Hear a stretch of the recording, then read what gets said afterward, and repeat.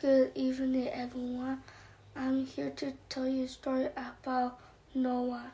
So let's get started. So when Adam and Eve left the Eden, they made children, and the children had children, and it goes for 100 years.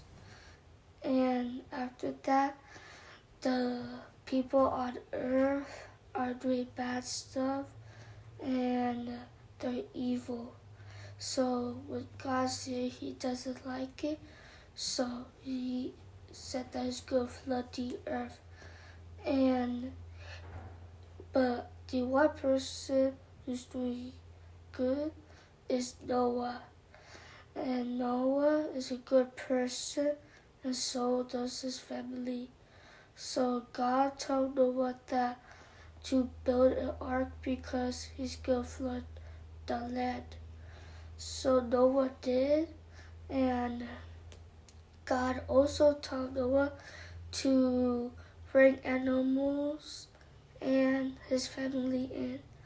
So he did. After a few days for building a big ark, so Noah and the animals and his family went inside, and the rain started and started to flood, and after that the flood killed the bad people and the evil people. So Noah waited 40 days, and after that for 7 days he let go the dove, and the dove was looking for a tree, but the dove couldn't find it. So the dove went back to Noah, and now Noah waited for 7 days again, and Noah let go the dove.